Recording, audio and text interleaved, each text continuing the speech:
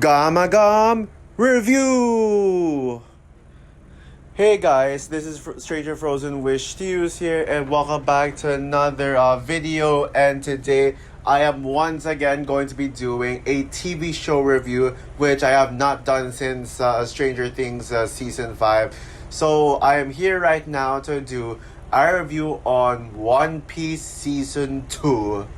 So One Piece Season 2 is the second season of the live action One Piece series. And by the way guys, I forgot to mention, this is the live action Netflix series that I am reviewing, not the anime. And the first season premiered in the year 2023, and this season came out just earlier this month.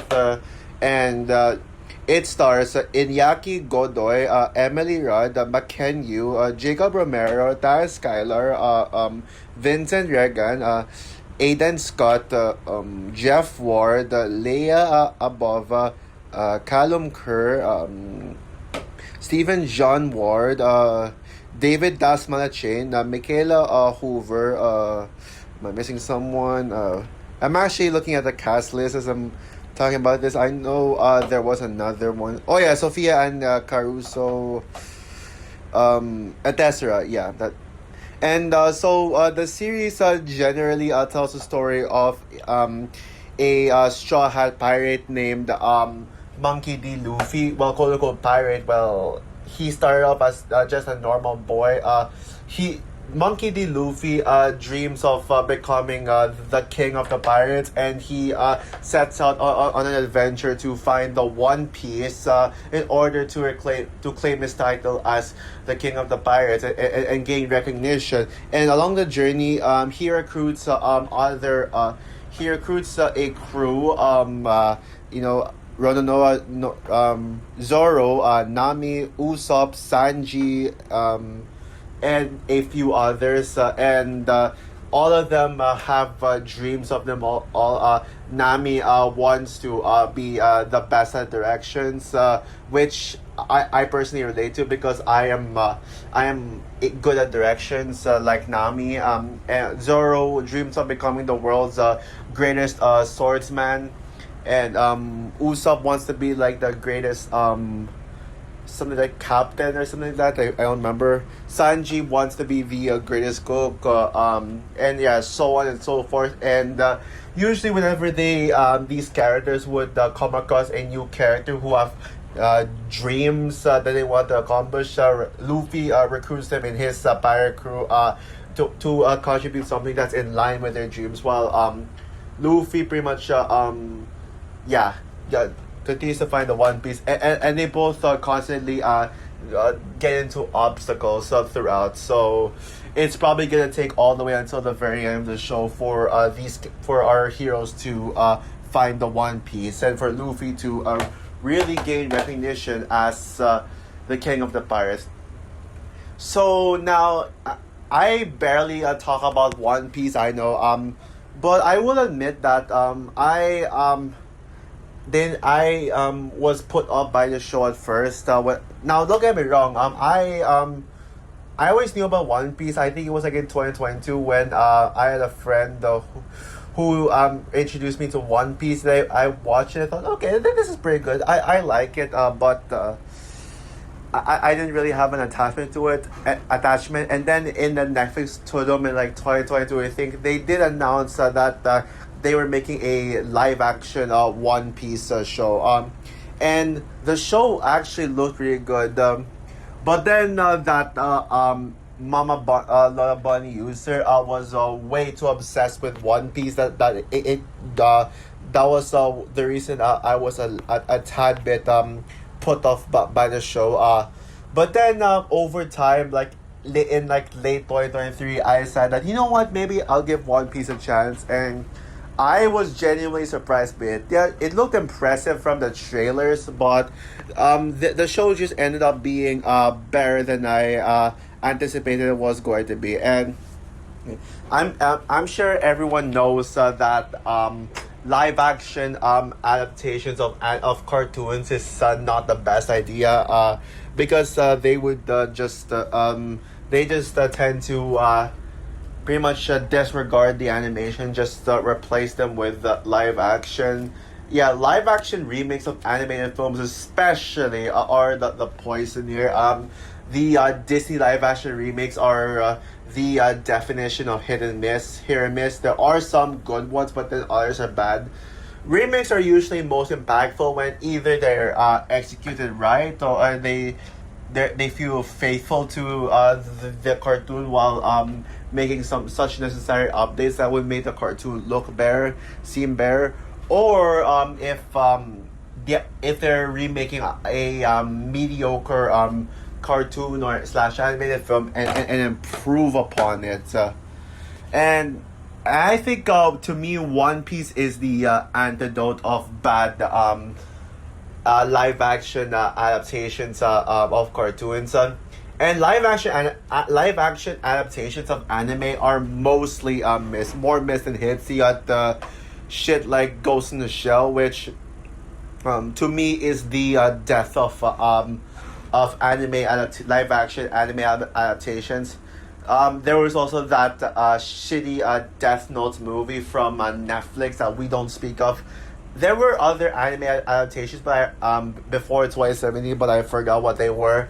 And then there's Alita Battle Angel, a movie that I want to review in the future. I will see when, but yeah, I think Alita was the current holder for the best live action cartoon adaptation. It was that. But then came One Piece. And yeah, now when I first watched it, I didn't really consider go that far. It wasn't really one of my favorite shows of 2023. I thought that there were better shows. But then leading up to season 2, I rewatched One Piece season 1, and lo and behold, I freaking love it even more. One Piece season 1 is my second favorite show of 2023. Second only to Last of Us. Oh well, actually, technically, it's either that or Scott Pilgrim Takes Off. I am debating between the two, but I now put both of them over Loki season 2, which is insane. But I think Loki season 2 needs a rewatch. Oh, and also Ashoka too. Yeah, I would put both of those shows, both Scott Pilgrim Takes Off and One Piece season 1 over Ashoka. Yeah, I know it sounds insane. It's considering that I wanted Ashoka to be my show of 2023, but yeah, I think Scott Pilgrim Takes Off needs a rewatch, but for now I feel a little more attached to One Piece. But nothing beats Last of Us season 1 as the best show of 2023, given how that show is like the only 2023 show that made it to my top 10 favorite shows of all time list, which is a video I still need to do, but I haven't gotten time for that yet. I will see when it's a good time. Probably leading up to, in preparation for Stranger Things Tales of 85. I will see if that's good enough time for me to make that video. Less than a month ago now, before Stranger Things Tales of 85, by the way.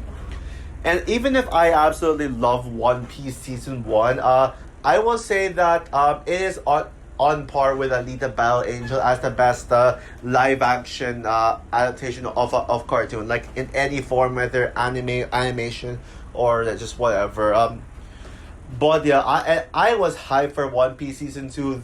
That trailer freaking ruled. I absolutely love that. And yeah, I did check out the show when the moment it came out, and I got a freaking say after seeing One Piece season 2. OMG, guys. One Piece season 2 is a true masterpiece. I absolutely was freaking blown away by season 2. And it's so good that's how I reviewed it. I mean, I could have reviewed shows like Wonder Man, which, by the way, I am planning to review Wonder Man at some point. And there's also His and Hers, A Night of the Seven Kingdoms, which, although that show is a little bit overrated, but it's still a great show. There's also Ted season 2. I can go on and on about the really good shows that have come out. recently. And when One Piece season 2 was like the first show of the year that got the review from me, well, out of the 2026 releases, not counting Stranger Things season 5, you know I love it that much. And this is no competition, the best show of the year so far. Well, we'll just have to see how other shows would go. There are still other shows. I know Daredevil Born Again season 2 is currently out right now. I so far yeah, episode 1 is great, and I think Daredevil Born Again season 2 is going to top season 1, especially with Jessica Jones in it, and the fact that it has like a much higher rating than the first season, which is a great accomplishment. But I don't know if Daredevil Born Again season 2 could possibly top this. But there are other shows later this year that can potentially top be my new favorite show of the year. Like, you still got Spider Noir, you got X-Men 97 season 2 coming out in fall 2026. There are other shows coming out in late 2026 that I have not heard of yet, but maybe they're gonna come out and get me to fall in love with it. Oh, and there's also my most anticipated show of the year, off freaking course, Stranger Things, Tales of A5. I don't care what anyone else says. I am gonna defend the show. But also the question is, will Stranger Things Tales for A5 be my show of the year? Well, yeah, they actually raised the bar high with this one. That I don't even that I won't be surprised if I end up preferring this show this season over Stranger Things Tales of 85. Although I think there is a good chance that X-Men 97 season 2 could be my show of the year, given how much I absolutely love X-Men 97 season 1 up to the point where I even reviewed it. I'd say yeah, X-Men 97 season 2 is my most anticipated show of the year in terms of how much potential it has to be the show of the year. Stranger Things Tales of 85 is just my most anticipated show of the year because based on my attachment of Stranger Things. But I don't even think it's going to be as good as the live action show. I highly doubt that, honestly. Even if Max Mayfield is in Tales of 85, the more I think about it, the more I feel like, even if I think I will love it, don't get me wrong, I think it probably could be the weakest thing to come out of Stranger Things. Well, let's hope I'm wrong because Max Mayfield is in it. But let's be real here, guys. Sadie Sink is what the person who truly brought Max Mayfield back to life. Sadie Sink is actually the main reason as to why I love Max. Yeah, I know you. Some may think that Max is the main reason I love Sadie Sink, but actually it's the other way around. Yeah. Now. Yeah. Shows of the year. I'll discuss more about that. When it ends, I'll just see what else is coming. But yeah, One Piece season 2. Yeah. Now let's focus on One Piece season 2.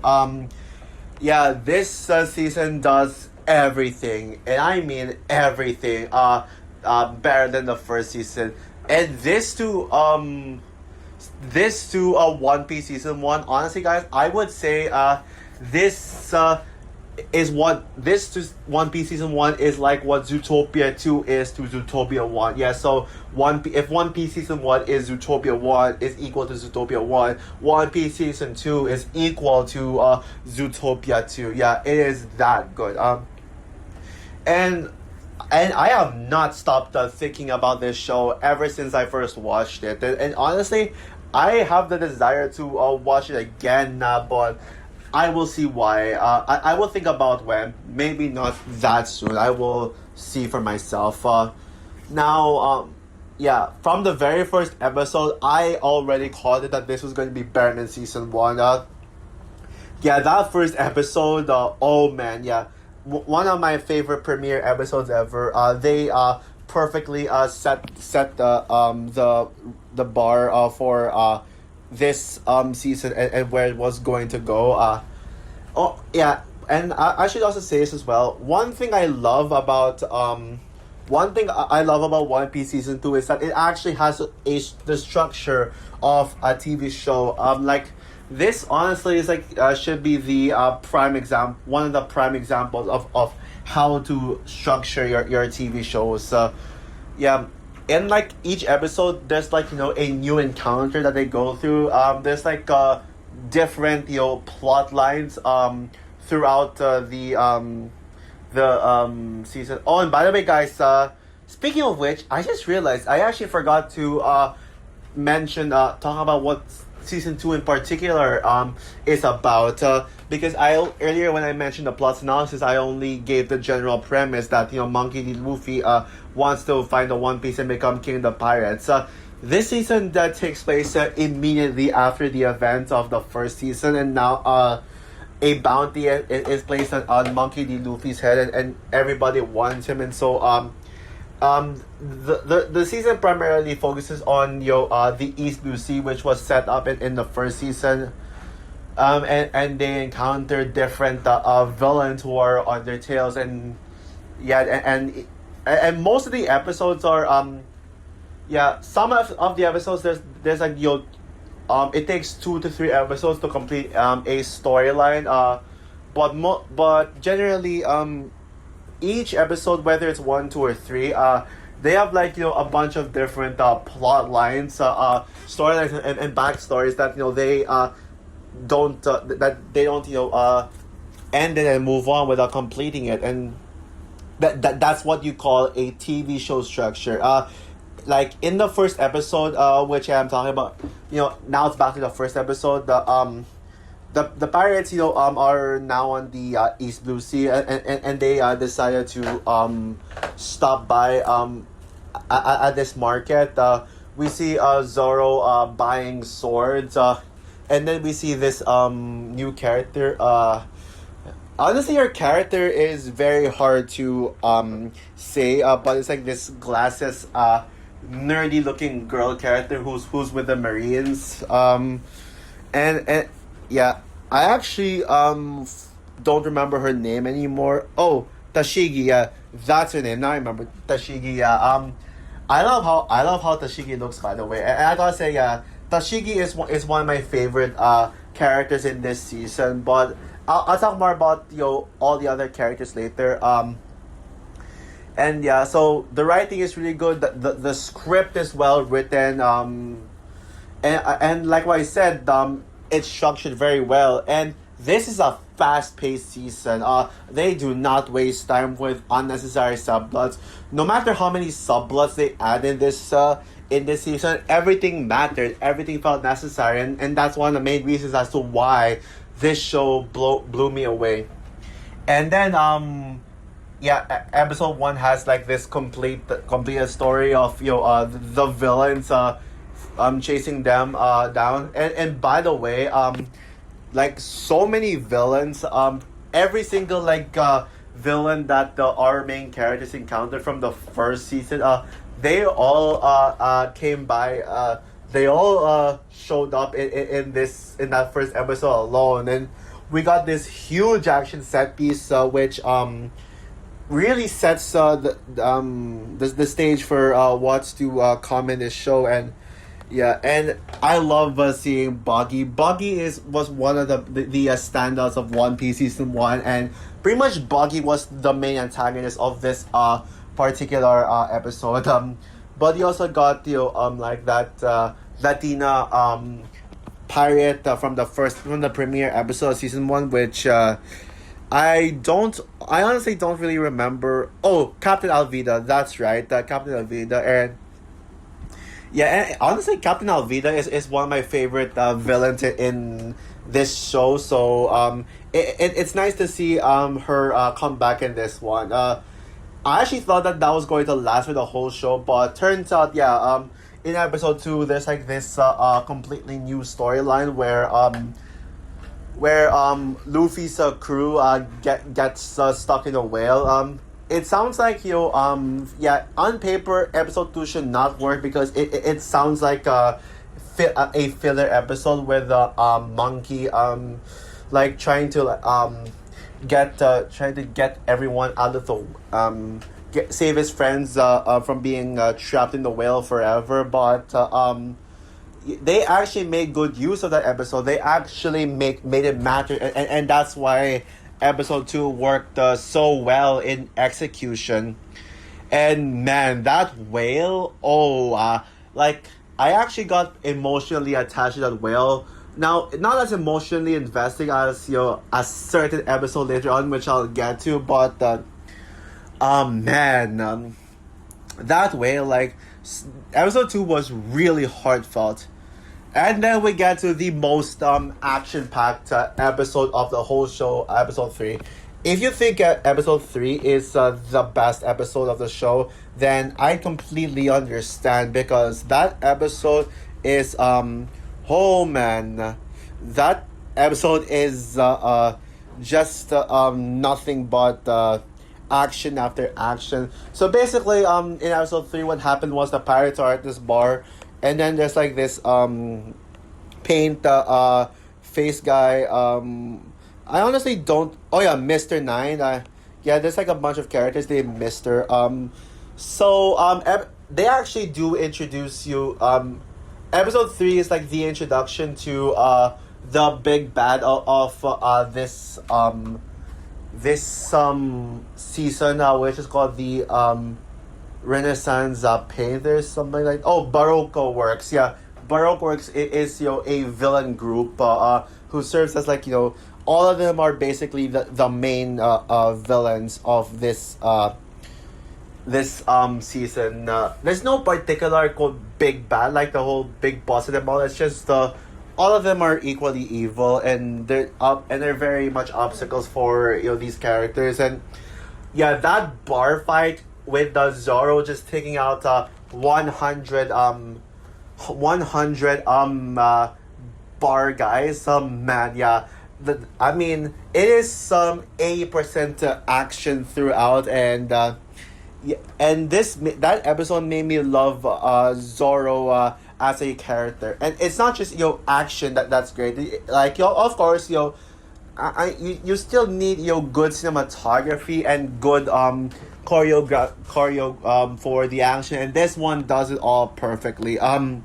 Yeah, I mean this and maybe I would have loved to see one-shot takes, which is my one nitpick. Like, it would have been better if there was, like, a one-shot take throughout the fight. Yeah, and yeah, if Zorro is your favorite One Piece character, this should be that should be your favorite episode. I wouldn't go as far as calling Zorro the best One Piece character, but he's certainly among the top 5, and yeah, and I can see why it is one of the highest rated episodes of the show. And then you got a 2-episode story arc with episodes 4 and 5, where they're at the little garden where they encounter giants, but then Baroque Work, other members of Baroque Works, led by the show's first big name, David Dasmalchian. Yeah, I mean, yes, even if this has a good cast and some moderately recognized stars like McKenyu and Emily Rudd, David Dasmalchian is the show's first big star. Yeah. I mean, I'm talking about like an A-list star. And there's some, and there's like, and episode 4 mainly focuses on the giants, but then those Baroque Works people came into this the Baroque Works like showed up and poisoned the giants, and that led into the episode 5, which is like the main part of this whole little garden arc. And man, I mean, episode 5 is another action-packed episode.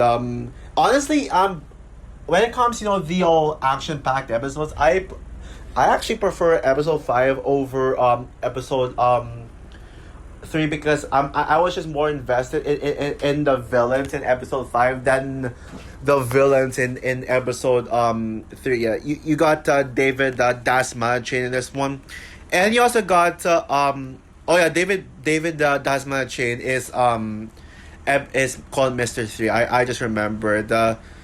Oh, and you also got my favorite villain of the show. In all honesty, Miss Golden Week. Now yes, Miss Golden Week may not be in the show that much, but honestly, I really dug her as a villain. She like she's honestly just so adorable. And at the same time, you really hate her as a villain, yeah. And I love her unique abilities of basically painting painting some a hypno shape on the character on the victim's face in order to make that person get controlled by Miss Golden Week. Yeah, Miss Golden Week is just clever. But then again, same thing for David Dasman Chain's Mr. 3. He has like such a unique character arc. That's not character arc. Unique villain trait. Villain abilities. So yeah, and but although Miss Golden Week stole the show in this episode for me. I mean, I'm fine with her being a one episode and done character. I don't mind because I'm still invested in everyone else. But I would certainly put her in my top 5 favorite One Piece characters. Oh, and by the way, episode 5's title, Wax On, Wax Off, would be my favorite title in the show. And then we get to the last storyline in this show, the 3-part storyline in this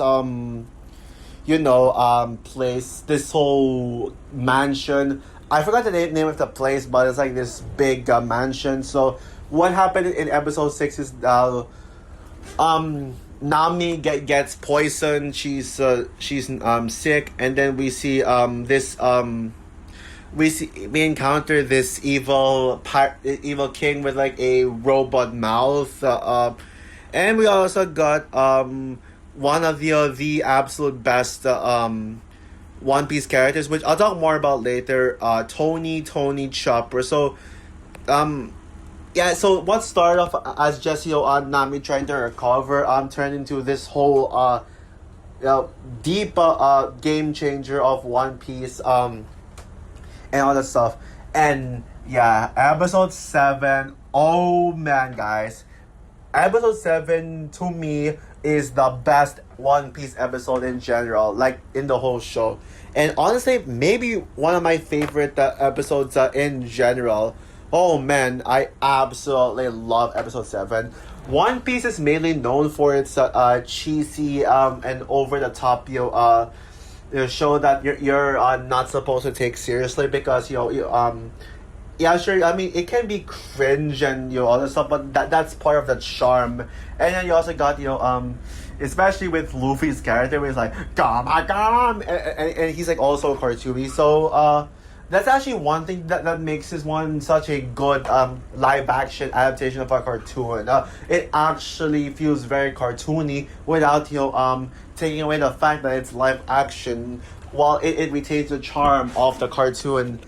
Yeah, but what if I tell you that they managed to give us an episode that's actually deep, serious, and it sacrifices all the cheesiness and goofiness for a powerful backstory that takes itself very seriously. It's absolutely dark, grounded, and you just fall in love with it even more than their other shows.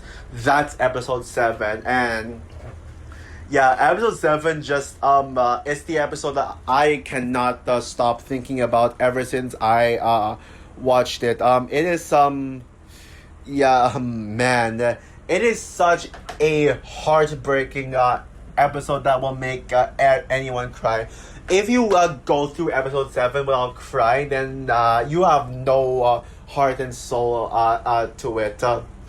And yeah, and man, yeah, I think wait, I forgot what I was gonna say. Oh yeah, this episode 7 is the highest rated episode of the whole show with a whooping 9.4 out of 10 on IMDb. And I think it is more than well deserved. Yeah, it absolutely deserves to be the highest rated episode of the show, because I agree that it is the best episode of the show.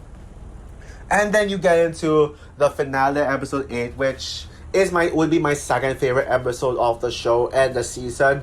Man, what an incredible finale! That final battle is absolutely intense. Yeah, I love the final battle, and I especially love the part when Luffy pretty much says "Gama Gam air" something to like pretty much throw the king the evil king out of the castle. And yeah, that was a badass defeat. And by the way, that king villain is just so unlikable. You really hate really hate him, his guts, and he's like right up there as among the best villains of the show. And even if I don't remember that king's name, I'm having a hard time even trying to actually recall what his name is, but I'm certainly going to remember him for how powerful he is. And then that line delivery, "Kill the monster son." That is honestly one of the most memorable lines in this entire in this entire show. So yeah, now let's get into the characters. I absolutely love all the characters. One of the things that makes this show so good is the chemistry of these characters, and all of them have great character development. Nami would be my personal favorite character in the show. I absolutely love Nami, and Emily Rudd just does such an incredible job. I think she could be even better than her father, Paul Rudd. But maybe I give Paul Rudd a slight edge right now as the better Rudd actor, because Emily Rudd doesn't have roles big enough yet. And you also got Luffy, like an amazing protagonist who has this like amazing goofy charm to him. And I gotta be honest here, even if they did race swap Luffy, because Luffy in the anime is supposed to be white, I honestly feel like the black Luffy, I think brown or black, I don't know, or a mix of both. I'll just say Luffy with dark skin works better than white Luffy to me. No, I'm not being racist towards white people. I just feel like I see Luffy more as this Luffy more than the anime Luffy. And Zoro's the most badass character in this show. He's just so good. Sanji's probably my favorite male character show, even over Luffy and Zoro. I love Sanji's arc, and yeah, and in season 1, Sanji had one of the greatest backstories. Where he was like stuck in an island and all that stuff. And I mean, this is season 2 we're talking about anyways. But so I won't talk a lot about season 1 other than my general thoughts. I also love Usopp too. And also this season has some incredible memorable new characters as well. You also got Smoker, who is like one of the best villains of the show. I absolutely love how badass and terrifying he is, while not being far too evil at the same time. And you also got Tashigi, which I already brought up earlier, one of my favorite characters of the show. And you also and also Tony Chopper, man. Honestly, guys, I think Tony Chopper would I'm not sure which gender is Tony Chopper. I think it's a male because of the name Tony. That's definitely a male name, but the Chopper is technically voiced by a actress. But then again, there are some cartoons where an actress voices an actor to like give the male character a high pitched kind of voice, and that makes sense to me. But yeah, Tony Chopper. I'll call him Chopper. Man, Chopper is absolutely adorable. And honestly, I think he is tied with Nami as the best character of the show. I honestly cannot decide who I really think is the best character. Maybe I'll give a slight edge to Nami because Nami is one of the more major characters who's been around since the very first episode. Like, so Luffy, Nami, and Zoro are all technically like the main trio. Because they were both the very first crewmates that Luffy hired, and yeah, but man, I think in this season in particular, arguably Chopper stole the show, especially in episode 7 where he had the best character arc. Yeah, and you really feel bad for him. He's like this adorable little critter with like this brutal dark backstory, and man, it just makes you want to cry even thinking about it. And Chopper is just the most it is one of the cutest fictional characters, period. Yeah, he is just so cute, man. Even like when he cries, oh man, like honestly, Chopper is one of those characters that I just need in my life. Yeah, now I'm debating who really is my favorite character. Nami for now, but maybe there is a slight chance that it could be Chopper. We'll have to see. Oh, and the visual effects in this season. I mean, the visuals were great in season 1, but man, they really upped the budget in this second season. So overall, One Piece season 2 is a masterful season of television. And it made me an even bigger fan of the show. Yeah, this would be among my top 15 favorite shows of all time list. Yeah, for sure. Yeah, that's how good this show is. And this season in particular, man, it is better than the first season in every single way possible. And I am beyond the hype for season 3, and the fact that season 3 is going to include the Sholomarin Duenya, who's known as Miguel, one of my favorite fictional male characters of all time. Sign me the fuck up. Yeah, I think season 3 is gonna be the best One Piece season, topping this. I am calling it right now.